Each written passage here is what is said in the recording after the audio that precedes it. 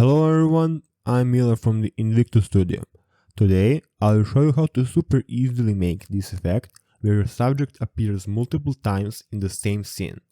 I'll also show you how to make this effect if you want your subject to move in the scene. With all that said, let's get started.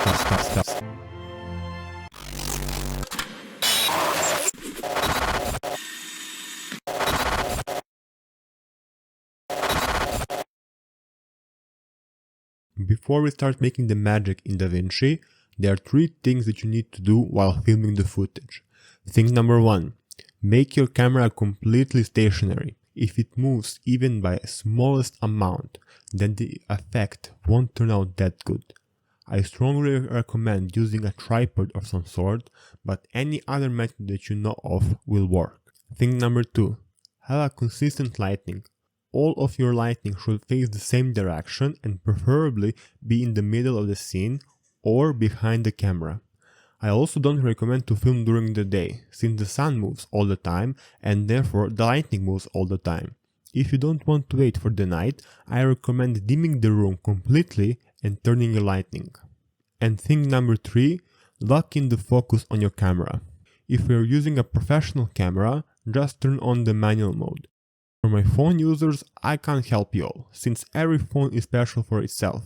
I will only show you how to do it for the Xiaomi, and all you need to do is to hold down on the screen until it says it is locked. Now that we covered all of the things, let's go into DaVinci Resolve. So I have my 2 clips here, and I will first start with the stationary one, or to better say, the one where I just remain still in all 3 instances. And the first thing is that I will remove the audio by right clicking and unlink the clips. Let me do it again. Unlink the clips. So I right click and then I just delete with backspace, not delete.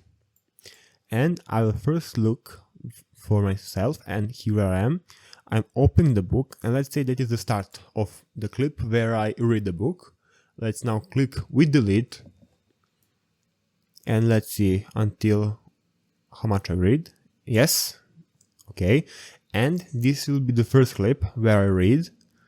And this is me transitioning into the second clip where I toss this piggy around. So around here, don't need to be very exact. Do it again and move it up so we can be organized. So we go. Okay, around here, don't need it to be exact, and again here, I turn, and then I just start pumping the gym. Here, delete and move it up. For the demonstration purposes of this video, I will make the piggy video first, and then just slide all of them down here. I will align with the shortest clip, click outside and Ctrl B. Now these 2 are axes and I can delete them, and we have our clips here, and let's start making the illusion. So first I move my clip here, so we can start by the simplest method, and that is using the cropping bar right here. So I just go crop left, and you see how it slowly starts going, and you can even go like this where it is very unnoticeable, but for example if it's somewhere like this, you see clearly there is a difference, or maybe like this. This is demonstration only. You can go softness bar to the right and it goes completely smooth. If you go to the left, it just goes in the opposite direction and you start fading away. So go to the right like this, and these 2 are now in the same room and it is completely convincing. Now let's say that your other subject isn't in the middle, or you simply don't want to use crop to differentiate it. There are other methods that you can do for more complex scenery. I'm going to make an example here. You select your clip and go to the fusion panel right here. I will just move them here and select the media in node, press in the polygon right here, and first off, I don't see my subject at all, so I'm going to invert everything, and let's make a rough mask like this. Since there is no strict rules or requirements here, I can go very broadly around my subject. Now remove the invert and let's see how it looks. We cut out the right shape, but as you can see, we need to make it softer to blend in more easily. So let's select the node and let's select the soft edge and push it a bit. Now let's see. Okay, it is good, but let's say that I'm going too much with my softness edge like this. You will see me starting to fade.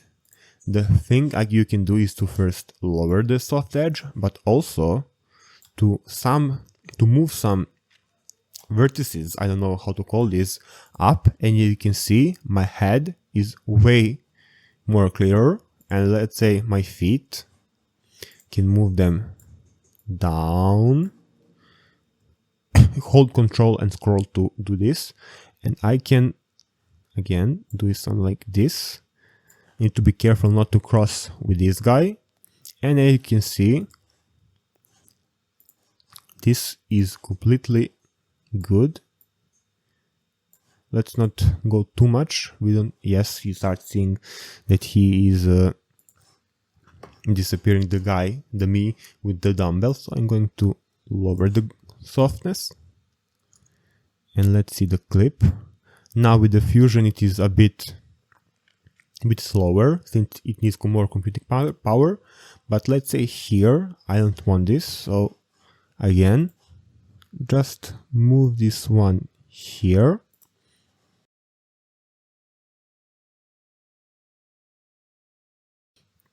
and all of them look very good. And all you need to do now is to just go to this tab and render it out. Now allow me to show you what to do if your subject is moving. So again, the first thing that you need to do is to find the timing where you're starting. And on the side node, you want in this type of thing that you're filming is to find a consistent rhythm, so you don't find yourself overwhelmed during the post-production to find the perfect mask. So if the subject goes 5 seconds to turn and 2 seconds to drop down or to go up, repeat that same thing on the other side. So here I'm having that rhythm. I go, and here I stop, I cut it, then here I cut it again, and then move it up like this, and just remove the end. Let's say like this, since we don't need to be that long. Cut it out like this, and now we need to see if these clips are aligned nicely. So I'm just going to crop it. I don't need to be very exact. So you see there is a big shift. My subject is on the right is going almost immediately, and this dude right here is just sitting right here. So let's move it like this. It is helpful to have clipping enabled. It should be enabled by default, but just use N to enable it again. And let's see like this. So yes, they are starting at the same time. That is good. So I can just go here, delete, and delete here, and they should start moving consistently. Let's just move it to the right, give it a bit of softness, not too much, around 15. Now the key thing is to keyframe the value of crop right here and start seeing when your other subject disappearing.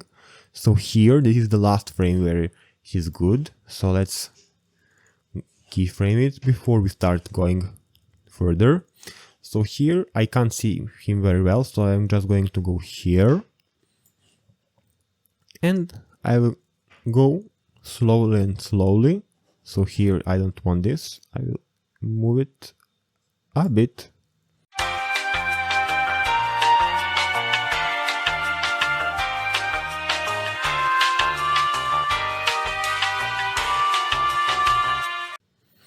And let's say that I don't need more footage after this, so I can just click outside, Ctrl B, and cut it out like this.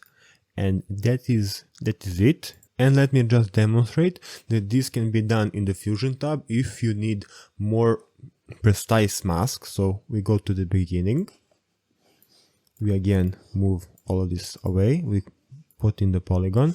Let's start with this invert so we can see what we are doing. And let's cut out a basic mask like this. Let's hit the invert. Let's soften the edge. We can move it a bit like this. And let's go into here. So around this frame, he goes here. So again, select this one and keyframe right here. So the exact same position of the mask remains. And for example, we go here and just push this here till the end of our subject. And if you see, it will move. Maybe you just need to add a couple of adjustments like this. And here there is a need to have more complex shape. So let's use the benefits of using the mask like this. We will go here, here. This is no longer a perfect square. And this foot isn't that bad. Let's just maybe lower the softness. And with this fiddling, you can see that it is possible to just go in like this. And if you repeat this process down the line, you can achieve this same effect if you need it for a more complicated mask with only the polygon node. I hope that you enjoyed watching this video and that you learned something new. If you did enjoy, please leave a like. If you don't want to miss any new content, please ring a bell and subscribe to the channel. If you want me to correct somewhere or propose a new video idea, please leave it down the comment. If you didn't watch my previous video on DaVinci Resolve, where I make green screen mirror effect, you can watch it right here. I wish you a pleasant day.